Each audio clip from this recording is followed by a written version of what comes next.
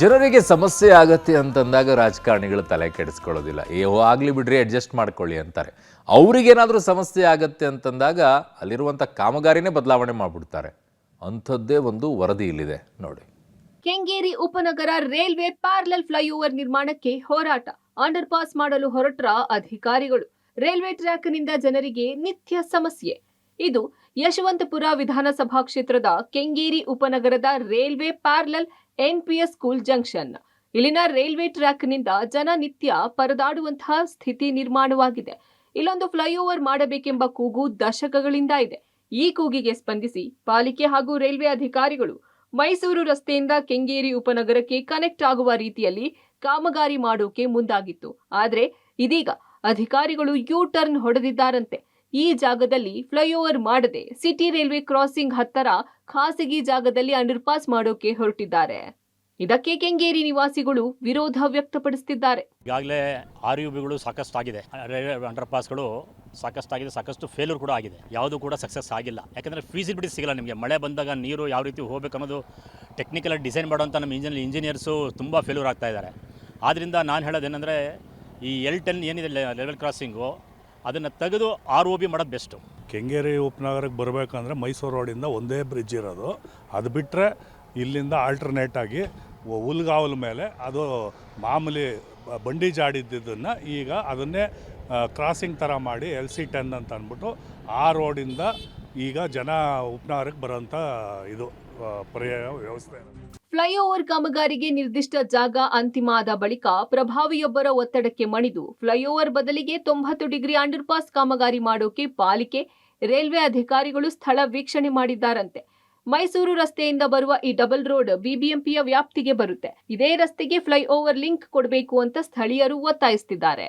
BBMP ಹಾಗೂ railway ಅಧಿಕಾರಿಗಳು ಅವೈಜ್ಞಾನಿಕವಾಗಿ ಕಾಮಗಾರಿಗೆ ಮುಂದಾದ್ರ ಅನ್ನುವಂತಹ ಅನುಮಾನಗಳು ಇದೀಗ ಶುರುವಾಗಿದ್ದಾವೆ. ಸದ್ಯ ಇರುವಂತಹ ಜಾಗ ಈ ಭಾಗದಲ್ಲಿ ಡಬಲ್ ರಸ್ತೆ ಏನಿದೆ, ಇದು ಮೈಸೂರು ರಸ್ತೆಯಿಂದ ಬರುವಂತಹ ಡಬಲ್ ರಸ್ತೆ. ಇಲ್ಲಿ ರೈಲ್ವೆ ಓವರ್ ಬ್ರಿಡ್ಜ್ ಆಗಬೇಕು ಅಂತ ಹೇಳಿ ಬಹುದಿನಗಳ ಬೇಡಿಕೆ ಈ ಭಾಗದ ಜನರದ್ದು. ಸೊ ಇಲ್ಲಿಂದ ಡಬಲ್ ರೋಡಿಂದ ನೇರವಾಗಿ ಹಾಗೆ ಮುಂದಕ್ಕೆ ಬಂದರೆ ಈ ಜಾಗ ಏನಿದೆಯಲ್ಲ, ಇದು ಕೆಂಗೇರಿ ಉಪನಗರ ಬಂಡೆಮಠ ಸೇರಿ ರಿಂಗ್ ರೋಡ್ಗೆ ಕನೆಕ್ಟ್ ಆಗುವಂತಹ ಡಬಲ್ ರೋಡ್ ಇದು. ಸೊ ನೇರವಾಗಿ ಇದು ಮೇಲ್ಸೇತುವೆ ಆದರೆ ಈಸಿಯಾಗಿ ವೆಹಿಕಲ್ಸ್ಗಳು ಮೂವ್ಮೆಂಟ್ ಆಗುತ್ತೆ.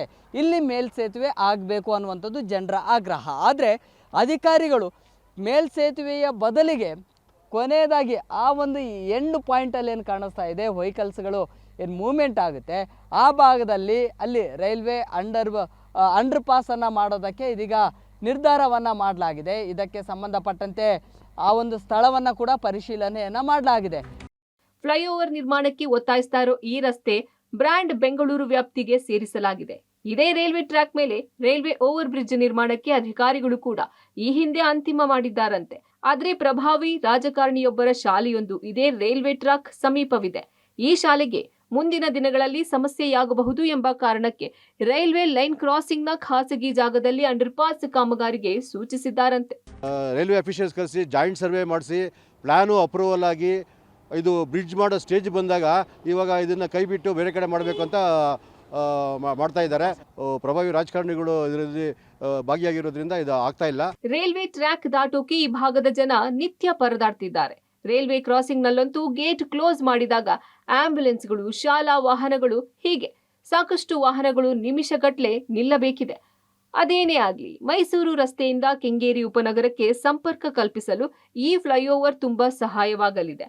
ಆದ್ರೆ ಈ ಕಾಮಗಾರಿ ಎಲ್ಲಿ, ಹೇಗೆ ಆರಂಭ ಆಗುತ್ತೋ ಕಾದು ನೋಡಬೇಕಿದೆ. Prakash, public TV, Bengaluru.